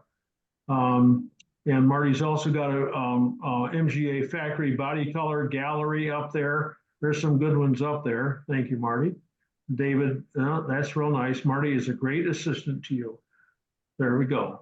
And here we got, Marty's also got the MGA, North American MGA register, their contact information. And we got more compliments from Marty. Just gonna ask for a raise here. You guys gotta cut this out. Let's see. I can't, let's see, what are we answering here? This message has been deleted. So, oh, this has to do with combining with matching up a 5-main MGA to fit a three main. But you can put an all synchro gearbox in an MGA. We just had one gentleman on tonight who was talking about that. But oh my gosh, what a hassle! What a hassle! So, and here we got David Vasily, who's got a lot of compliments tonight. He's also complimenting Fred Horner. So yeah, thank you, Fred, for being here. Thank you, David. Brad Schwartz, talk about the spin-on oil filter adapter and the type and size of filter to use. So there's a couple different ways to do an oil filter adapter. One easier way is to take it off a 1970 through 1980 MGB and take that whole top-loaded filter off. That's really nice. That just comes right off an MGB. If you've got an oil cooler, no problem, fits right on. If you have the original oil filter banjo pipe, it will not fit. So you've either got to use a hose, 75 through 70, about 78, or you've got to use the steel line on an MGB. Some of these used parts would be available from Sports Car Craftsman. But all the aftermarket ones, the bottom-loaded spin-on filters, they're all proprietary, and I don't know what size filters they use. There's a couple different ones, but you will sure want to use a filter that's big enough, and that the lockout valve on the inside of it allows the oil to get through. We had a guy with a big Healy from Hastings, Michigan. 49058, and he called us up at the shop. This is 15 years ago, and he says, I just changed my oil, put it, had a spin-on filter, aftermarket spin-on filter, put that on, started the car up. He said, I got no oil pressure, so I just stopped. I'm gonna have it towed up to your shop. And so we got it up to the shop. We took the oil filter off with our oil filter wrench, and I don't know if we tried to spin it over first. I don't think so. Maybe we did try to spin over, but we undid the filter, and all this pressure had built up inside the filter the wrong way. The oil was trying to go through the filter the wrong way. So you got to make sure that's sorted out. But exactly. John? Yeah. John, if you use the aftermarket ones like Moss cells, yeah, you may have to machine out the inside of it a little bit so that nut will go all the way up there. Barney has a good posting for that, because I ran into it. All of a sudden, I had Wix filters for years. All of a sudden, they started to leak, and it was because they would hit and it wouldn't seal all the way. They bottom out before they were sealed. Yeah. Yes. Yeah, we had that So too. check Barney's site. Thank you. Yep. Yep. Thank you. I didn't want to send this. Oh, look at this. It's Cecilia's birthday tomorrow. At Scarborough Fair. Oh my gosh. How would you know that, Dave? So anyway. So anyway. You're talking, Dave, but I can't hear you. She told me it's Silver Springs. Remember the 50th anniversary, and actually her mother told me, and I put it in my Outlooks, and it pops up every year, and I call her an aggravator. Excellent.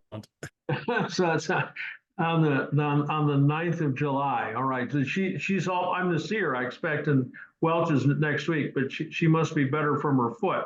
She stepped on a friggin' nail in her garage. Can they ask you a question about conversion of a overdrive transmission from an MGB into an MGA? You can do that. It's easier to put in a 5-speed that rather than putting in an MG. The problem with putting in you take the powertrain out of a 1980 MGB with overdrive and put it into an MGA. The problem is how to mount the rear of the gearbox. That's the number one problem. And then how do you make the tunnel go around it?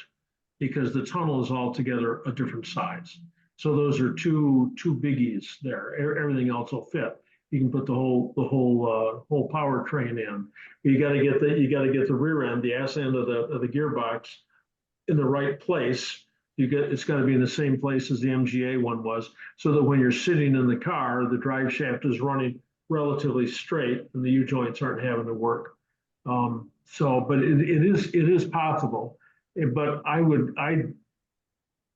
like the last question, I go on Barney, you got stuff on there about switching over to a modern MGB powertrain on your site? You must.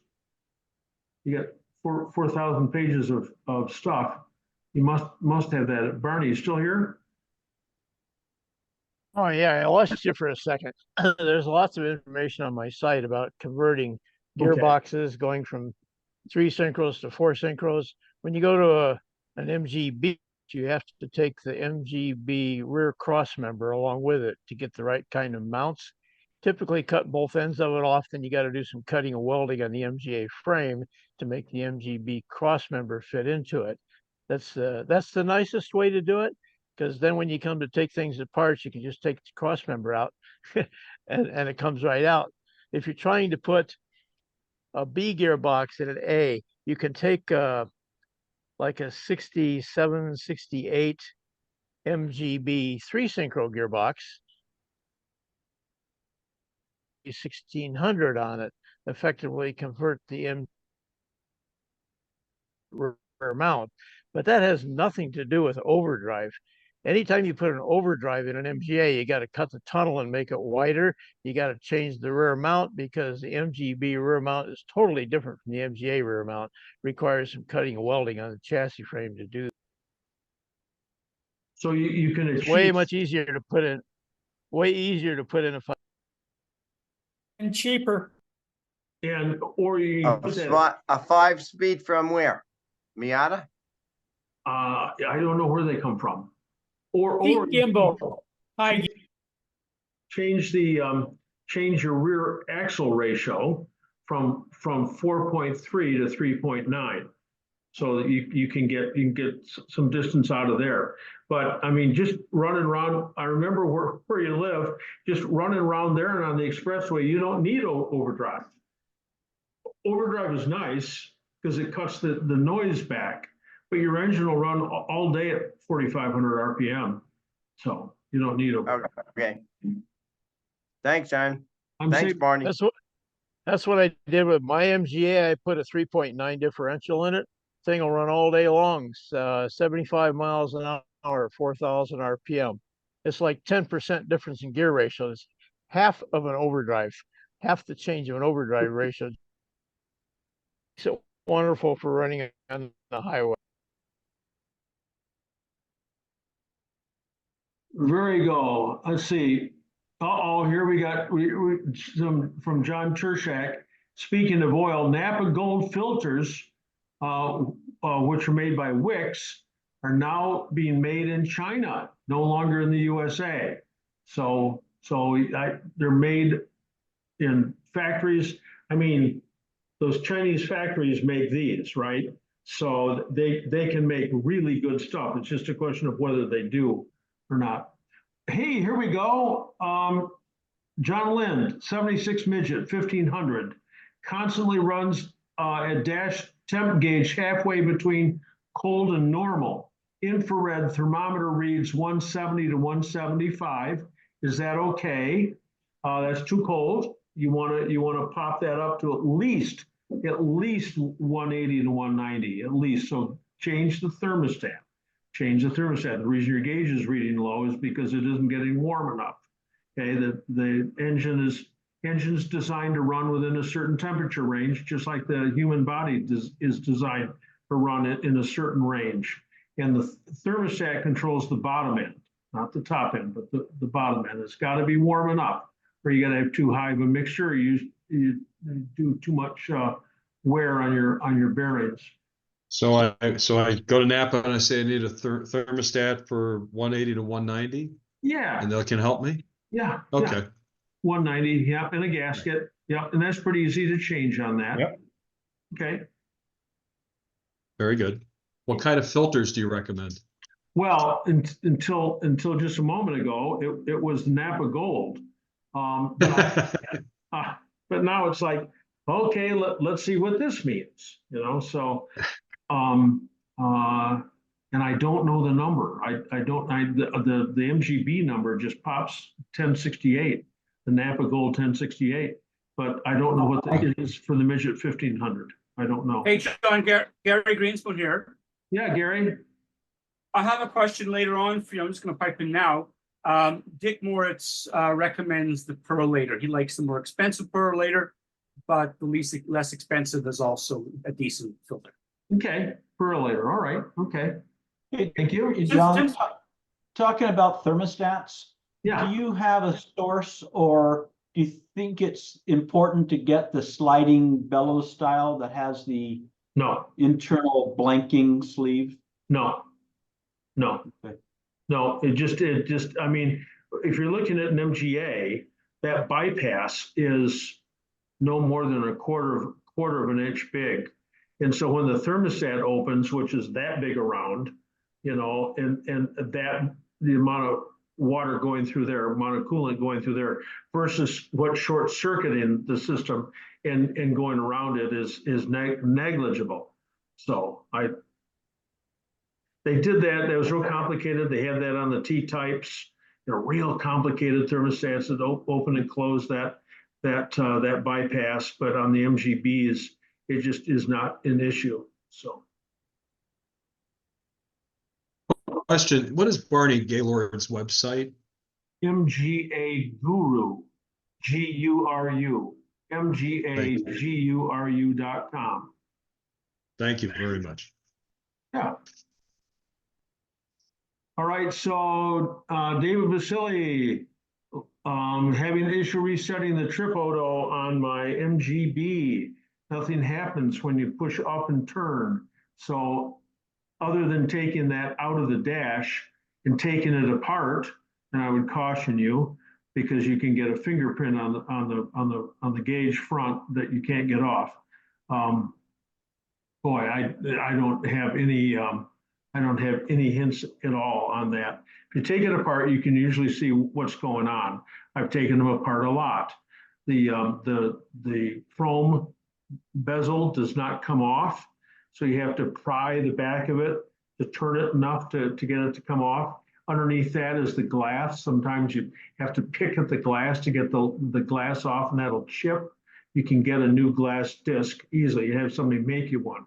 Underneath that is an O-ring, and underneath that is the anti-dazzle ring. That's what I call it. That always responds well to some flat black paint. And then there's two screws in the back of the unit that you can undo and very carefully pull out the guts. And then you can see what's going on. So, and if you screw it up, you can always send it out, have it done. Barney. Yeah, you want to check shaft. It's supposed to be screwed on or cross pin in it. And if that reset knob doesn't, it's not going to reset. This is an MGB, I think, on his B, so that the B's and the A's are a little different. So, but thank you. Yeah, it's you've got to take a look at the whole thing. Let's see. Crystal's come in here with some information about the Wix filter. Richard Pittenger, 80 MGB, planning to mount some used row style wheels I recently bought in place of the alloy LE wheels. The row style wheels were provided with chrome lug nuts. The Moss catalog specifies different studs for steel wheels. But that's okay. You're gonna, the LE wheels and the steel wheels are interchangeable. The LE studs will work with the row styles, absolutely. And the chrome lug nuts, you can, you know, in the end, you can go to Napa and buy 1/2-inch fine lug nuts, and those will work. You've got no problem here switching those wheels around. None. It should work out just fine. All these wheels are lug centric, which means that they're centered on the lugs. So when you go to balance them, they do the best they can, but they can't really get the center of the wheel on there unless they get some 4.5-inch adapter to put studs out so you can get it exactly on there. But anyway, the alloy wheels and the row style wheels, they're called row style, RO, capital R, capital O style, because they're RO style. That's reduced to row style. And it's because of the manufacturer, who was Ruberry Owen. So anyway. Have we've seen some alloy wheels which came with the tubular lug nuts with the flat seats. If he's got those, he can't use them on the row styles. Okay, all right. That's the LE wheels do use different lug nuts, absolutely. But they're 1/2-20s. The thread's 1/2-20. Yes, you're right. You're right. But you can go to Napa and buy lugs, brand new lugs. John, I was just kind of concerned that, you know, I would possibly have a situation kind of like the oil filter. You don't have a tall enough oil filter that you know, you don't get oil pumped through the engine. Right. I was afraid that with the alloy wheel being thicker than the steel wheel, that it would be possible to tighten up on the end of that stud, since it's potentially longer based on moss, before I would tighten the wheel, you know, against the brake drum. That's a real good consideration. I think you've got something there to pay good close attention to, because you can't match them up if they're a tubular lug nut which fits through a straight bore on the wheel and tightens with a washer. You can't use that on row styles. There most certainly is a difference in the stud between a wire wheel and a disc wheel. But I didn't realize if that's correct, that there's a difference between an LE stud, between an LE wheel. I just don't think there is. I don't know that's, I've never run into that before. Everything I've always done swaps back and forth, and that it hasn't been a consideration. But everything is always a consideration, especially at this point. So, you know, when I did my daughter's car and found out right at the very end when I went to put the wheels on, if the car's all together, that I've got a wire wheel differential in there, which is too narrow. I had to take the brake drum off. I had to take the hub off. I had to put great big long studs in the hub, and then get aluminum spacers made to fit behind the wheels. So yeah, I mean, you just never know what's going on. But I was looking at a friend's MGA the other day, and he had these spacers on the front hubs. I was wondering why. It turned out somebody put longer studs onto the hubs, and so in order to get the wheels on there, you had to put these spacers in there. Otherwise, the lug nuts would bottom out. Well, that's my fear, that the lug nuts would bottom out. And I did just this afternoon, I pulled one of the alloy wheels off and fitted one of the row style wheels on there and run a couple of these chrome lug nuts on there. It does seem to tighten down fine. And with my measurements, it looks like those chrome lug nuts have a good 1/4 inch extra distance there. I just don't want to obviously take a chance. Yeah, I don't know if you can buy chrome. I don't know if you can buy chrome lug nuts like that in different lengths or not. I'm going to take a couple of them to Napa tomorrow and have a little discussion with them. Well, just take a pencil with you so you can go down inside and put your thumb against it and see how deep the threads go. Okay, thanks much. Yeah, absolutely. Okay, let's see. Paul, everybody, getting ready to replace the clutch. Just pull the engine and the trans with it. Well, Paul, it depends on what year and model you got. Offhand, I take the engine out by itself. That's a great big unit to pull out the engine and gearbox out of any of our cars. It's a lot of weight. You can make a case for doing it, but I almost always take them out in halves, just because I'm working by myself now. So 57. What's that? 1957, 1500. Okay, so if you pull the engine and gearbox together, you have to take the front pulley off the engine, or you can't get it out because it just will not come out. So in the case of an MGA, I'd make a case of taking the two pieces out individually. Okay. I've done plenty of B's and lots of midgets, but I haven't done an A yet. And that's this question. It's just, I mean, they are a quarter inch short of being able to do it.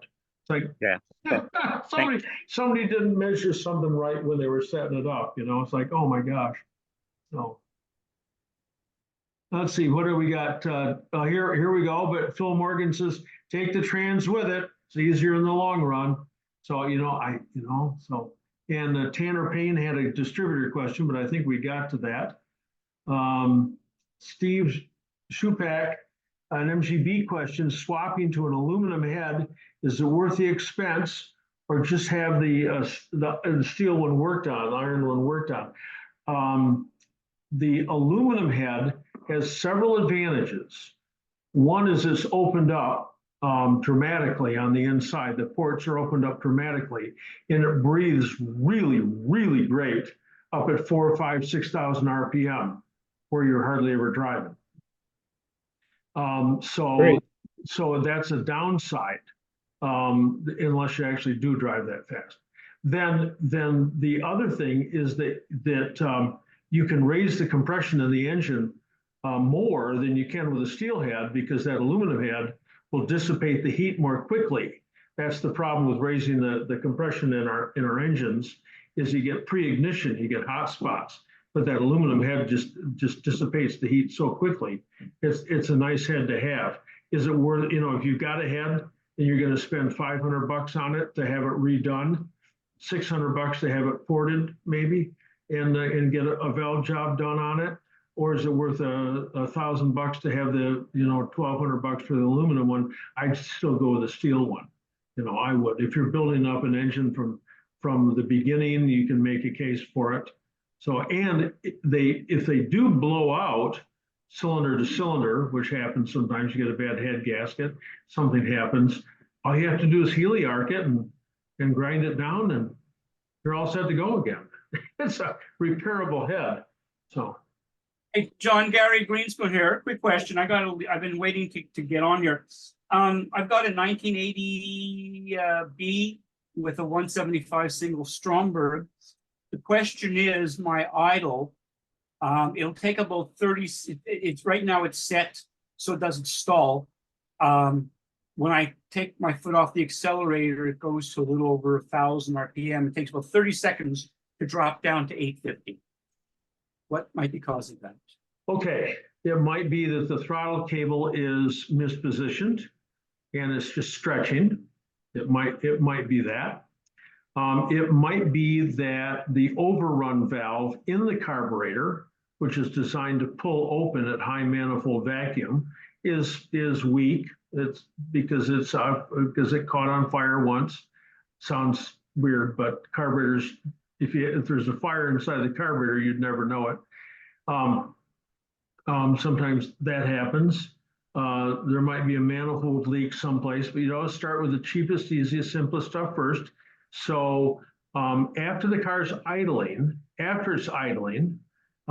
the outer sheath where it goes into the firewall and pick up the outer sheath of the cable, and you should be able to pick it up out of the cable abutment by a quarter of an inch, That's all, just to make sure you got some free play there.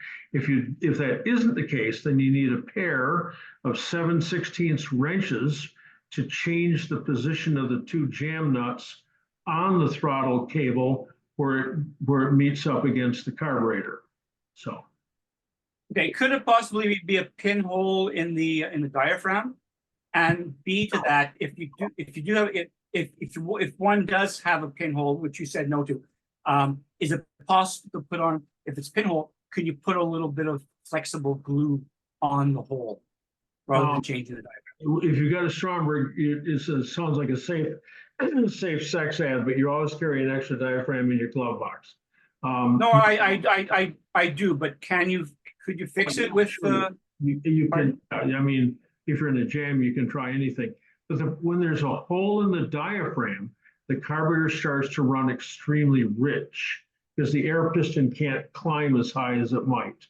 So the vacuum at the bottom of the venturi is greater. So. Okay, thank you very much. I've had that happen.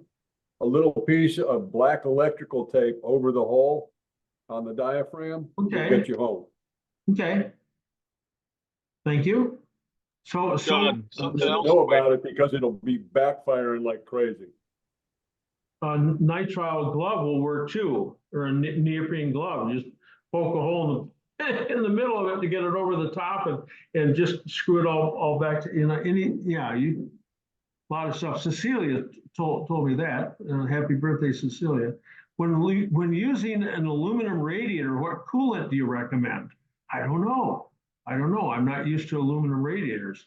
Something that says compatible with aluminum radiators, I guess. I love just the old fashioned green ethylene glycol coolant, but I don't know. I just use the Prestone, the green Prestone in my radiator for years, aluminum radiator. Yep. Okay. All right. iPhone, consider your rear gear ratio and whether you want top speed or acceleration. That's true. When we were all 18, it was more important to get away from the stop sign more quickly. Now, in old age, well, my old age, I just want to go fast. So Marty's got advanced distributors information up on here. And here we've got John Tershak is talking about the Fender welting and why it's there. It's to reduce vibration. So he's got some notes on here. Snyder's Antique Parts out of Springfield, Ohio, has the webbing the gentleman talked about in black. So that's Snyder's Antique Auto Parts out of Springfield, Ohio. So that the other types of Fender welting are available. So I see somebody, Bob Cook's synthetic oil choice is $550. I think that's too light, but who am I to argue with 548,000 miles on my car? So, and we got A1 Battery Shop in here. That's all information on here. John, can you recall where or if in your library, video library, there's some guides for tuning HS4 carburetors? I can find the HIF and the H, but not the HS4. Go figure. I don't know. I'm looking for a new videographer. So we'll have to do that again. Because I don't. Yeah, I looked too, and I saw the ones you were talking about, but not anything in addition for your question. So we'll add that to our list. Thank you. Bruce Harbor, 62 MGA. How do you tighten the dog nut on the crank pulley, and how do you hold the pulley, and what wrench do you use on the nut? It's 1 5/16. It's really a British size. It's 3/4 BSF, but 1 5/16 American, and you can use, if it's an MGA, you can put the socket on the front of the engine, I think, and maybe you can get a long extension or a couple of extensions together through the crank hole so that it's on the socket, And then all you can do is use a long, a long breaker bar and a hammer and crack, hit it, or a rattle gun, and hit it hard and run the thing up tight. There's a lock tab on that nut. There's a depression in the front pulley, and opposite of that, you fold it over the nut. So those are the couple ways to do it with a rattle gun, the 1 5/16 socket. Loosening is the reverse. Loosening, if you want to get that front nut off, you put the wrench on there. You lean like a ring spanner, box end wrench. You put that wrench against the left-hand side of the engine. The right side of the engine is your face in it. Boy, you do not ever get this wrong. You never get this wrong. Do not put it on what we would call the passenger side of the car, the right-hand side of the car, the starboard side of the car. You don't put the wrench there, you put it on the port side, the left-hand side. And then holding that, have somebody pull the starter motor, and the engine will turn clockwise, as seen from the front. And because the nut is being held still, it effectively is turning anti-clockwise, and that nut will come right off, just like that. But if you put the wrench on the wrong side, you'll break your forearm. So be careful. So many folks, here's Jay Rutter saying, many folks still use 2 6-volt batteries instead of 1 12-volt. That's a question. I think almost everybody switched over to a group 26 now for MGAs, and the earlier up through 74 MGBs. The group 26 fits right in the same slot. On an MGA, you're going to take a piece of plywood, 7 1/4 by 7 1/4, to put in the bottom of the battery box, so that the rear edge of the battery box doesn't cut a hole in the battery. But so it's nice. The battery fits right in there. You got to tie it down. You always have to tie the battery down. But it's just a single battery, and it's so much less expensive. Not original. You want 6-volt batteries, you can still buy them, but most of them last about a year, and they're just as expensive as the 12 volts. So we got Barney's website. The engine is in the car. The steering rack is in the way for a socket. Okay, Bruce.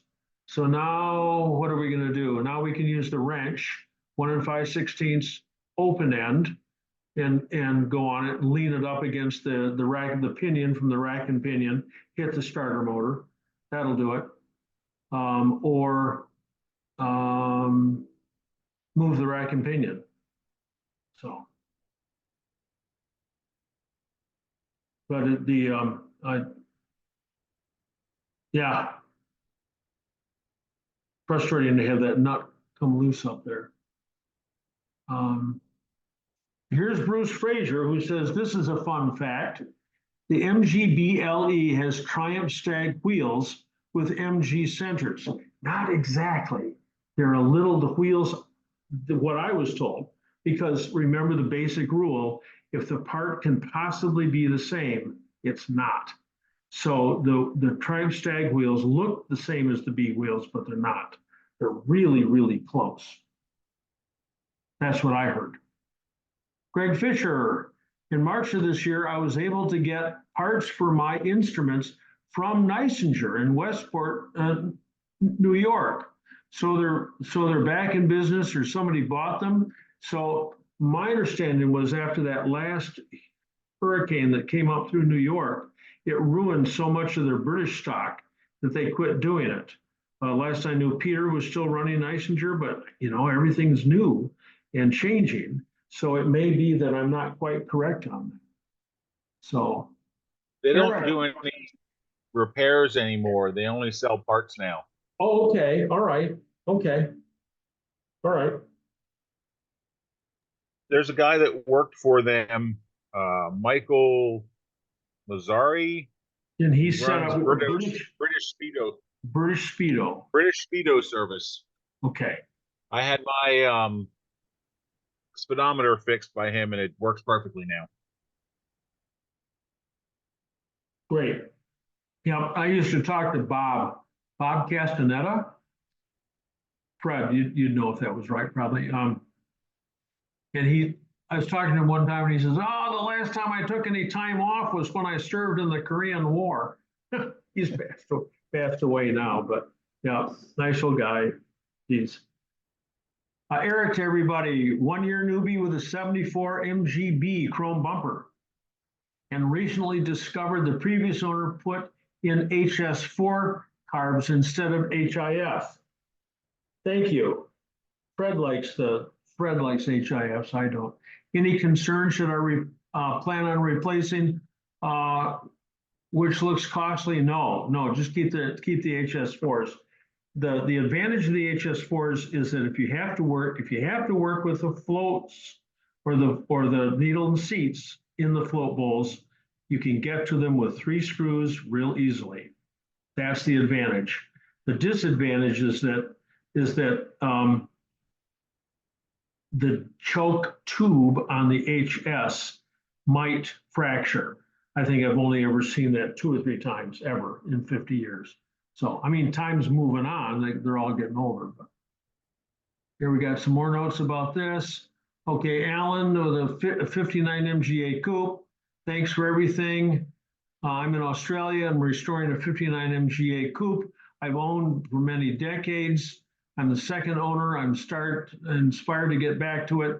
Look forward to future sessions. So anyway, Alan with the MGA, thank you. Thank you. He is farther away than New Zealand. Not much, but here we go, British Speedo. So I've run all the way through all the chat section.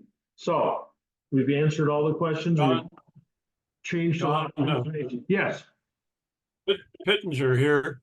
Yes, sir. There was one message about odometer resetting. I don't know if I missed your response or not. Clear back up at the top of this list. There's there are 2 types of MGB Speedos. The later ones, 77 through 80, have a push button on the front that you push and it resets it.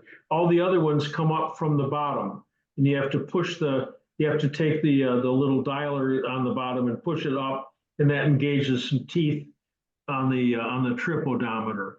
So that's what I was responding to when I answered that question.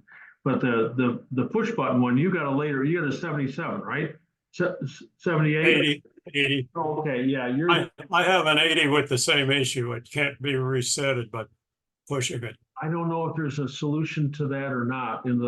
I do know that you can buy glass bezels, glass lenses for that, because the original Speedo lens, it's got the hole in the bottom for that push button, and it's real hard to drill a hole in glass without cracking the glass. So for production, they did them all in plastic, and a lot of that plastic is yellowed or scratched. But somebody had glass ones for sale. Who had glass ones? Somebody had glass. Well, you can have one made. Just take it someplace and they'll drill a hole. It isn't perfect. It'll be a little crazed on the side. You can put they'll put some compound on it, make it look good for you. So, but I don't know why that resets or doesn't reset. I don't think I've ever taken a later model Speedo apart. I took a bunch of earlier ones apart, but yeah, my fingers are too big. I can't. It's clockwork stuff, really tiny. I didn't have. It's way down on the list anyway. Yeah. Yeah. Some things I just have to learn to live with, I think. Thanks again. Yeah. To get that out of the dash is easy. Put your hand behind it, put your hand in front of it, push it, rotate it to 2 o'clock, and it just pops right out of the dash. It's so easy compared to the old ones with those legs and the thumb screws. Oh my gosh. Yep. So do we have maybe in the winter? Maybe in the winter, John. Okay, all right. Any more comments here tonight? An additional thought on the oil, my friend uses in his MGC, 1550 Mobile 1, which has got zinc. It's much cheaper, and you can buy it at Walmart in 5-quart cans. Very Probably, nice. it's probably around $30. That's and the reason I chose Castrol, because reading all the tests, Castrol usually comes out on top of all the other oils. So, and I didn't wonder about that 550, but I haven't had any problems with it. I'm just car keeps going so far. You can't, the proof is in the pudding, right? Yeah. So Doug Clark, are you on tonight? Sometimes you got a club meeting that's in. Hi, John, I'm here, yes. Good to see you again. Right, so here's mine, since you had yours last week, I got my fifth up this week, so. Okay, touche, John. Now, listen, a trip down memory lane, okay? 10 years ago, we reenacted Stanley and Livingstone. I don't know if you remember this, but at the Chicagoland MG meeting, following the swap meet the day before, the club actually had the Nuffield Trophy because in 2014, our club was the United States club that won the trophy. And you were at the meeting, and so was the trophy. And Stanley and Livingstone met. There we are. All right, okay, there we are. Okay. There we are, looking very cool. Looking with the facial expressions that they would have in 1871, not smiling, of course. With the white gloves holding the Nuffield Trophy, each wearing a pith helmet. I should point out, I should explain, I supplied you with a pith helmet, John. You did not show up at the meeting in your pith helmet, but anyway, there it is. Hey, cool. So here, 9 years later, and we're still doing this nonsense. I mean, displaying this wonderful headgear. So there you go. All right. John. Very cool. Very cool. There were 137 people tonight, I think. Oh, I had 133, but 145 unique people because we had people coming in and out. So yeah, somewhere between there. Okay, all right. Okay, thank you. Thank you. Well, we've changed the way we're counting, but because the number's bigger, I'll take the new way we're counting. Just like selling batteries, they used to sell batteries in amp hours. MGB batteries got 80 amp hours. Well, that wasn't any good. Now they sell it in CCAs, right? Cold cranking amps. So that's hundreds. That's in the hundreds. Like you get 300 or 400 CCAs. It's like, okay, but I figured they just changed the numbers because the numbers are bigger. The numbers are bigger, you sell more. So thank you, Marty. 145 unique. And then we had about I think at one point I saw 127 maybe, but I don't look at it very often. So Doug said 137. I saw 133 within like a whole half-hour period, like it stayed steady. So he might have seen it when it spiked a little, but somewhere in the high 130s. Okay, all right. Okay, well, let's see. Our next Zoom is when I get back from Welch's, Oregon, and that must be about the 22nd. I'll be in Fine Fettle then. I will have just returned. So nominally we're setting up for the 22nd, and I'm not sure what we're going to do yet, but just offhand, I think we're going to do another SU carburetor one, and pop our numbers back up again. See what we can do there. And sometimes when it's just SUs, then sometimes the guys way out on the edges, the Triumph and the Healy guys, the Jag guys, they'll start to listen in sometimes too. Nice to have a big group. And then Fred, you and I can be on again. Fred knows a lot about the SU carburetors. Speaking of that, Alan Vinegar, retired dentist from Toronto, who has renamed himself Dr. Carburetor, has a really nice article in the MGB newsletter this month, MG Driver, about SU carburetors and pointing out the different screws and so forth, and what you turn when. So it's a nice article. So anyway, maybe again. They're a simple carburetor. I don't know why people are afraid. Well, I was afraid of them too, till I realized how simple they're. Gloria rebuilds them now. So yeah, they're just so simple. I don't know why anybody would go to Weber. So I like your expression. Weber makes good grills. Yeah, yeah. Thanks. All right. Well, thanks everybody for coming on tonight. Thank you, Marty, for this. Fred for monitoring this. Barney for all your MGA information. Very nice. And put in a plug for our summer party again. It's August 16th and 17th in Grand Rapids. I've put the link up, but you can also get there from our website. And the pricing is a la carte this year. So it's $25 for vehicles that are going to be on the field for the car show, and then $10 a person. We have these delicious box lunches that are going to be $25, and they're wonderful. And then the banquet dinner on Saturday night is $50, but Friday night parking lot party is free. What a bargain. Come to Grand Rapids. Yep. We'll be there. Thank you, Marty. Okay. All right. Well, thanks to everybody for being here, and thank you for making it. I'm supposed to remind myself to remind you to make an occasional PayPal donation. Some people put that on an automatic. You know, I've done that with Wikipedia. You know, they once a year they come out and say, you know, either you guys got to pay for this Wikipedia stuff, or how are we going to continue it? I put them on I don't know what I pay them. It isn't very much per month, but every month it's a little something. It's an income stream. So that's also an option that you can do too. So anyway, thank you very, very kindly, everyone, for being here, and we'll say goodbye.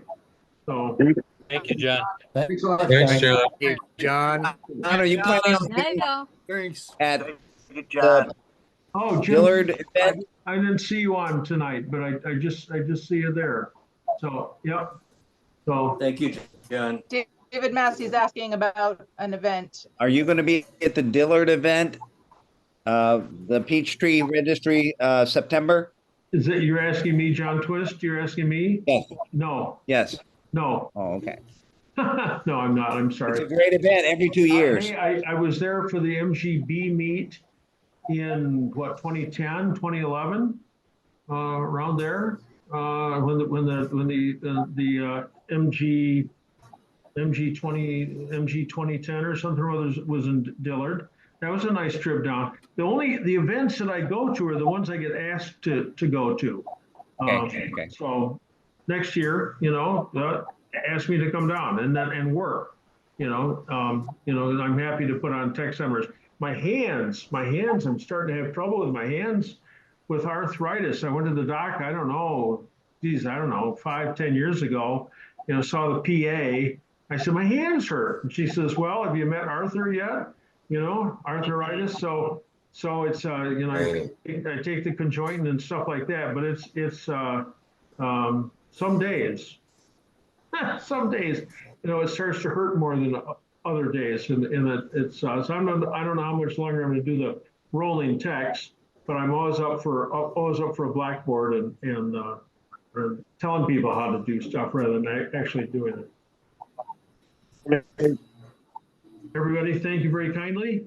And thanks, John. Thanks, John. Thanks, John. Thanks, Thank John. you. All right. Bye-bye. See you in a couple weeks.